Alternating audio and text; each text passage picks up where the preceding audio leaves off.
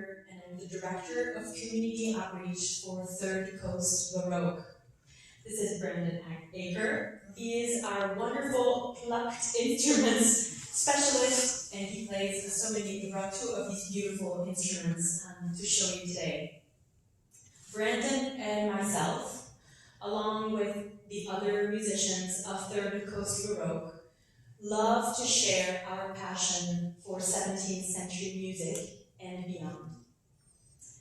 Today, we present a program of airs de cour.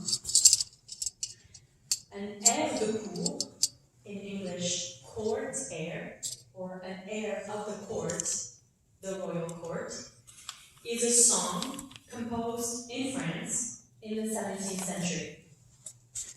A court air was a simple song at first for one singer, accompanied by a lute or another instrument of the lute family.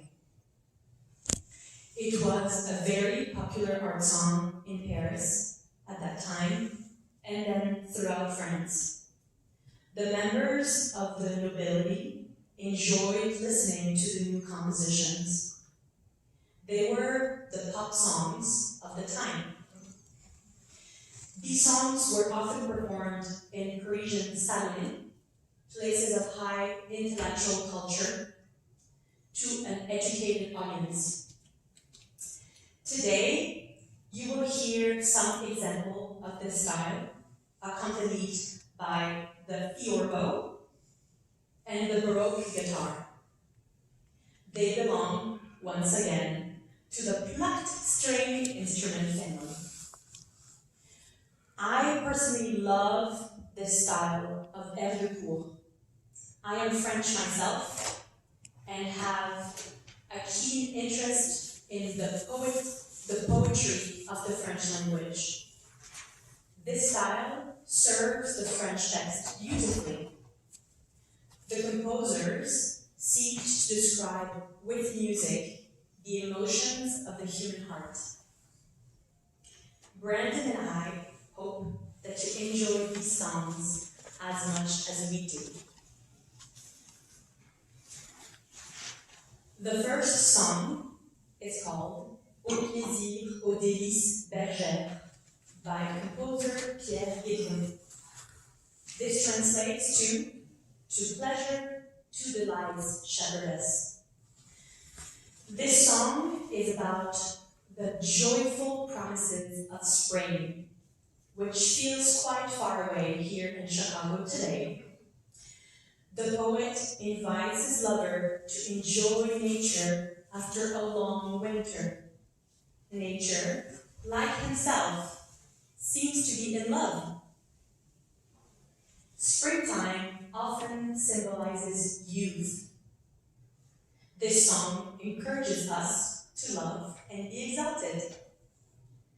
I really love this song myself because it describes all the joyfulness of nature in spring. A singing stream, happy dances and songs, birds singing about love in the meadows.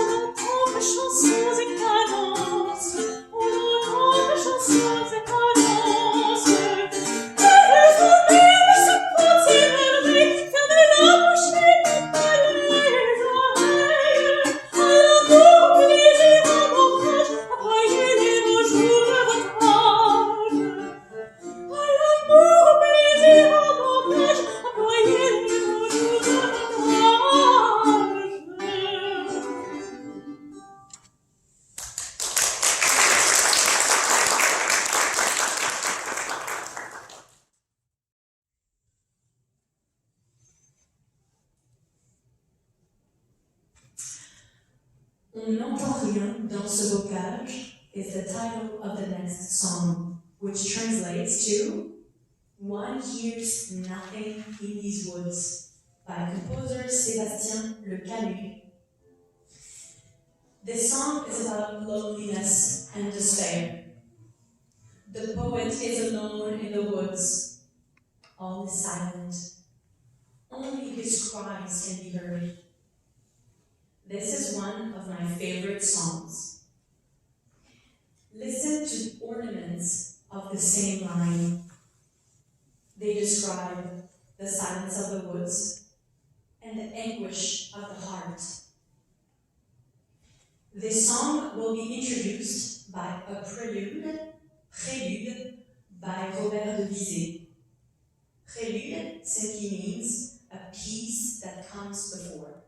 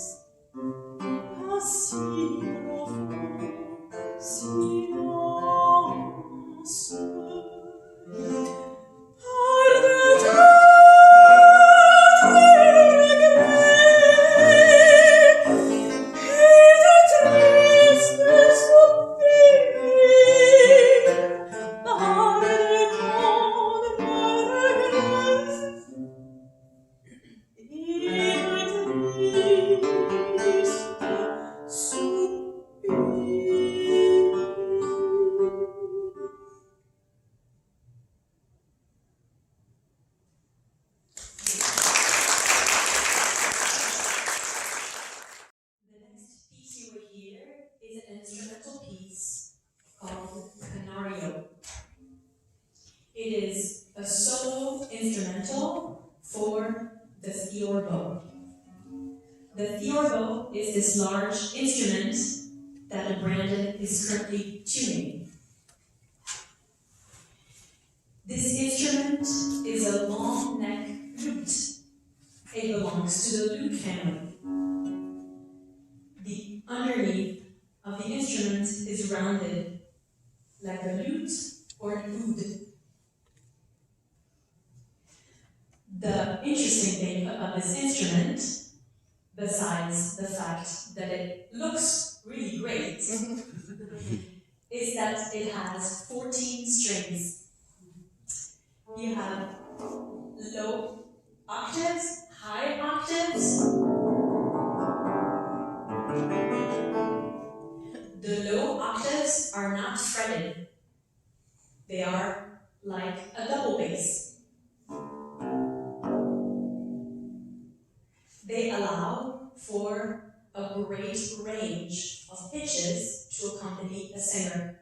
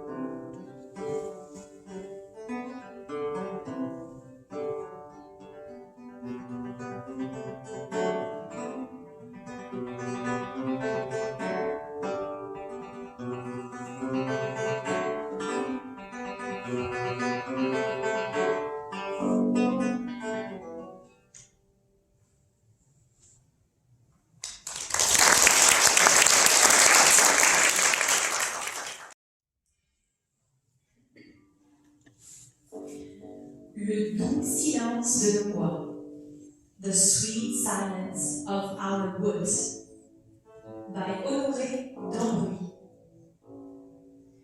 This song, like all others in the program, were composed in 17th century France, as I mentioned. Very often in these songs, the lexical field of nature comes back. The poet talks to nature, and the world around him or her reflects the emotions. I love this song because it's very ornamented. It's fun to sing. I get a chance to illustrate the text with my voice. Listen to the poet sing excitedly about love. This song is yet another invitation to being in love in springtime.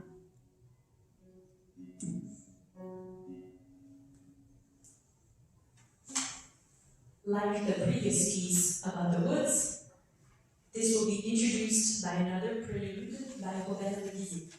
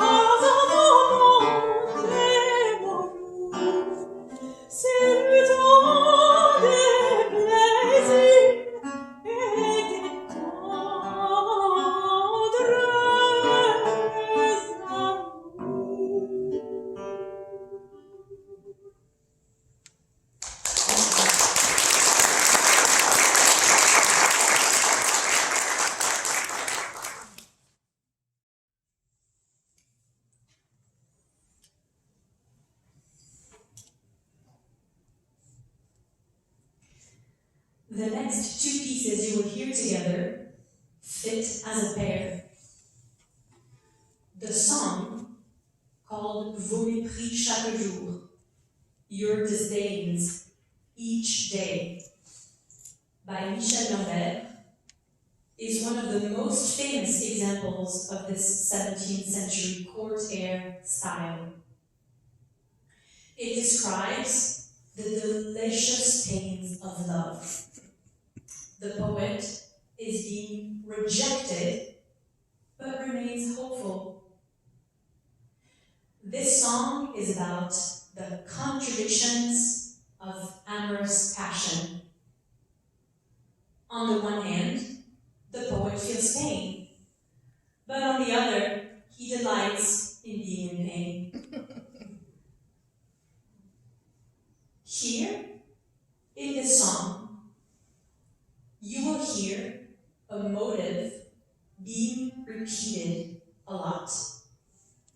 Very much like a classic blues progression, the same line is meant to be ornamented over a repeated bass line.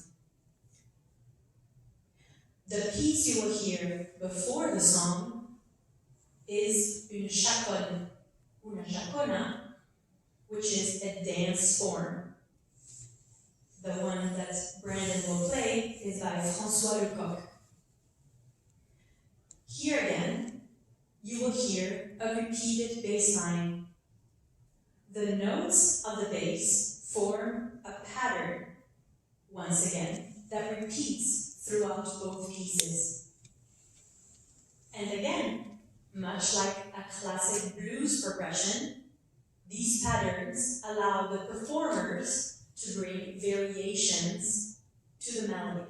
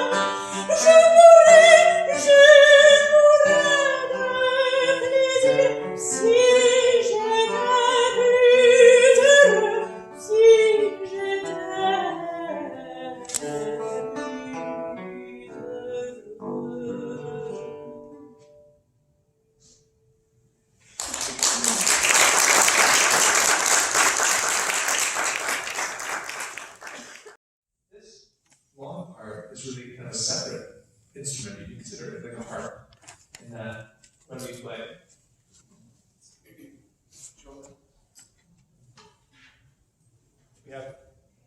we have guitar-like things you can play. You can play guitar pieces. Or,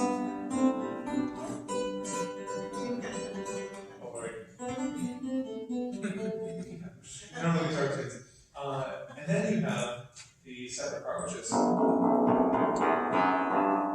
full octave major scale. And I don't touch any of them with my left hand. They're all open strings, plucked with my right hand and thumb, which kind of divides it into two instruments. It's like the left hand and right hand of the piano, really. And that's what makes the instrument so interesting, is that it can do two things at once and play beautiful dances with multiple parts as a result. So that's the function of the long bass string. And occasionally, I think the last part of your question was about tune them. They stay fixed once I tune them. They're a fixed scale. In this case, G, A, B, C, D, E, F sharp, G, which is a G major scale. But if I want to play a different key, which we did a few times, I have to change those strings, which means standing up and tune them.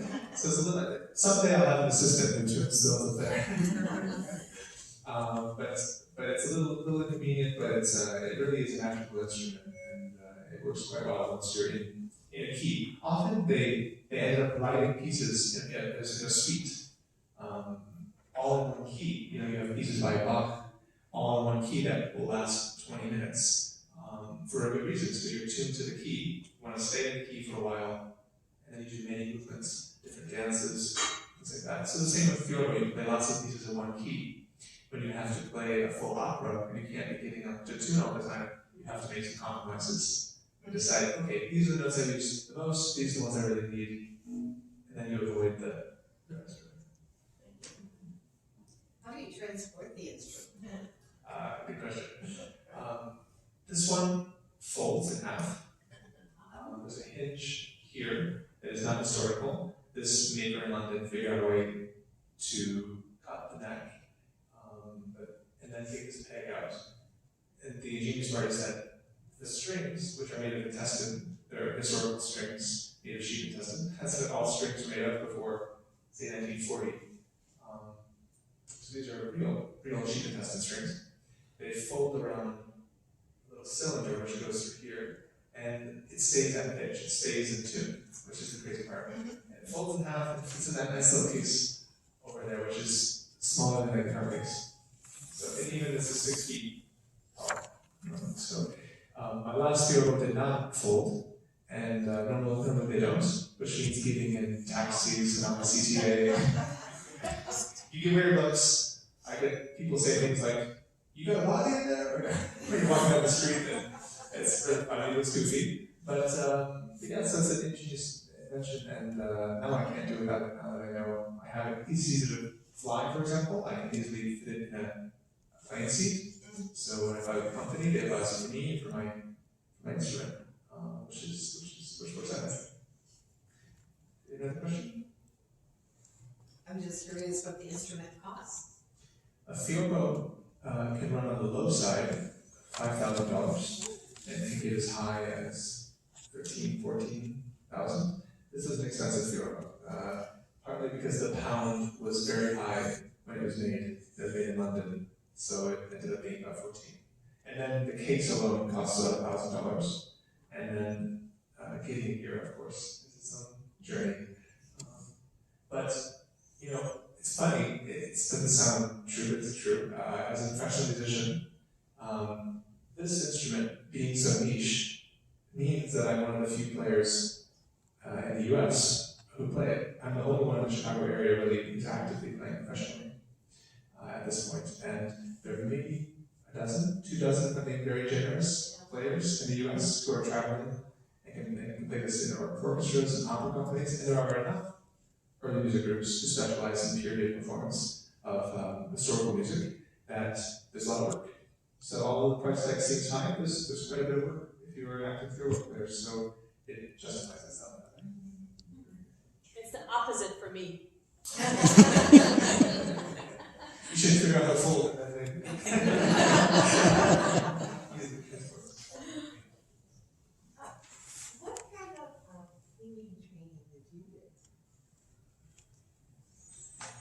I trained as a chorister as a child in the conservatoire in France. Then I went to college here in Chicago at DePaul University for vocal performance. Then I went to grad school in Belgium that has a lot of Baroque music, where I did quite a bit of that over there. Unfortunately, when I lived in Belgium, it was the financial crisis, and the country was trying to separate, and it was just very not stable, not dangerous, but just not very stable, and there was not a lot of work. So I went to Switzerland, where it was much more stable, and I trained in opera there, and I sang in an opera house for 3 years.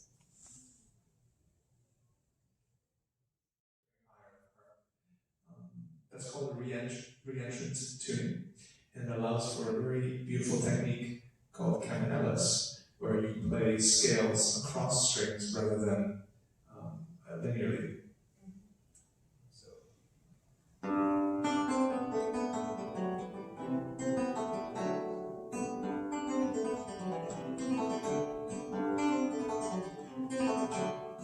It's very fast because of the tuning. I have a question for you, Natalie, or two questions. How many dances did you guys perform today? There were different dances you performed. Yeah, so the La Chaconne is one dance. Your first song, that sounded like a dance too, right? It's not really not a real dance dance. rhythm. It's a good question because a lot of French Baroque music is based around dance forms. France is sort of where the Baroque dance was invented, written down, codified, and a lot of music from that time came from dances that then were used, that radiated throughout Europe.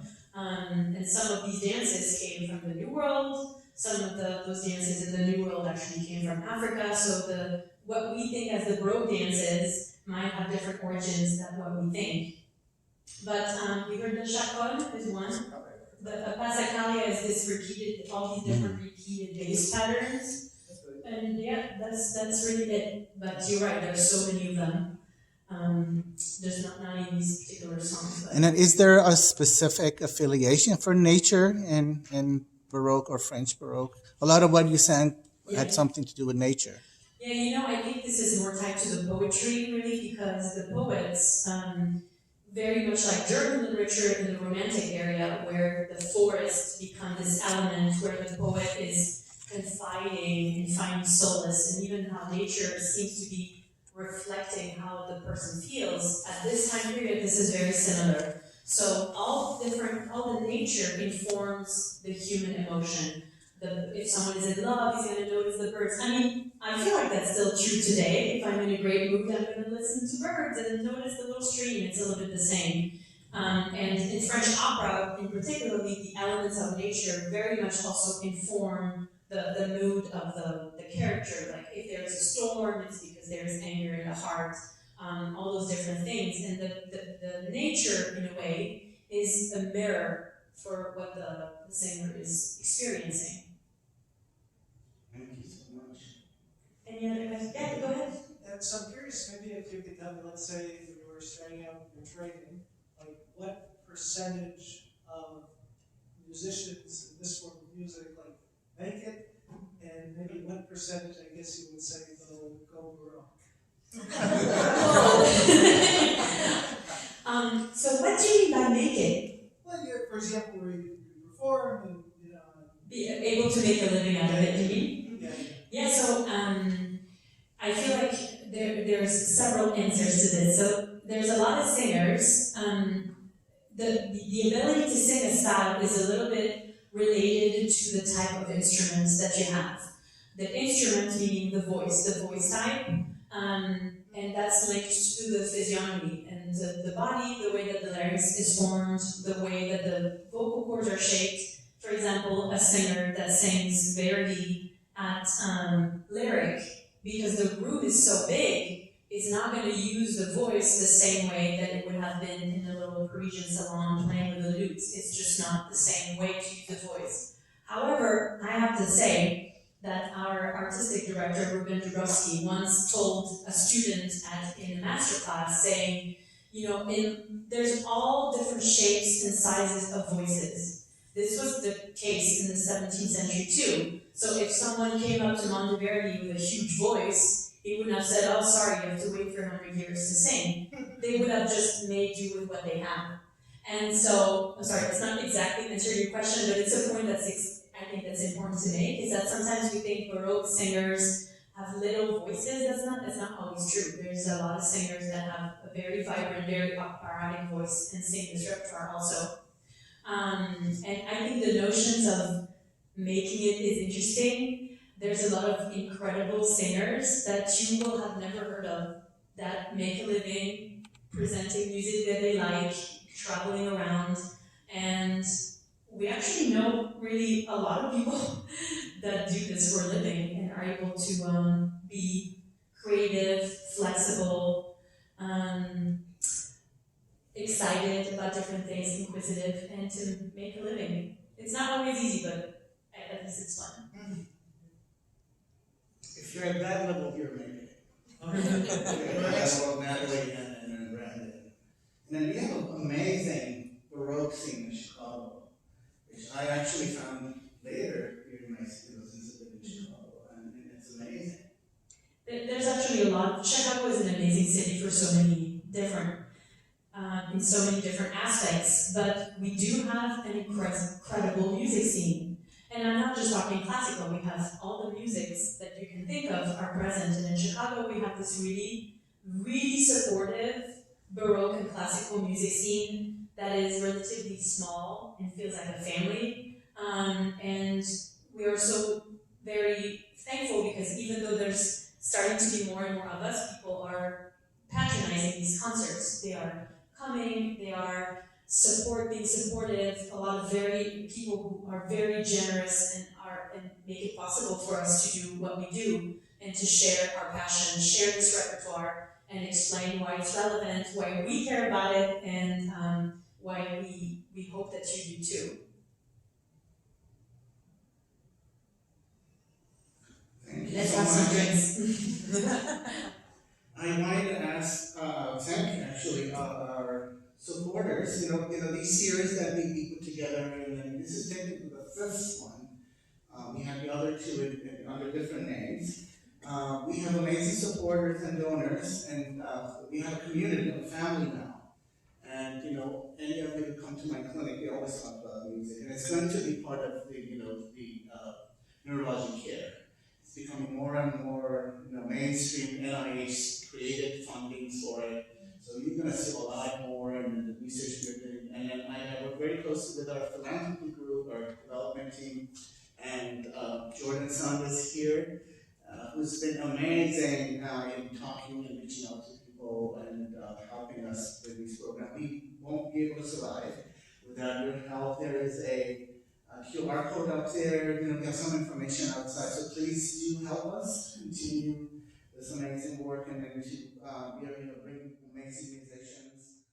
I want to specifically thank our donors, Dr. Gail Lichko, who's here today, and then she's a great supporter of the Third Coast Baroque as well. Thank you so much for your support. The Finn family, the Finn family, I'm sorry, the McGow family and the Reese family who've been very supportive of what we've been doing.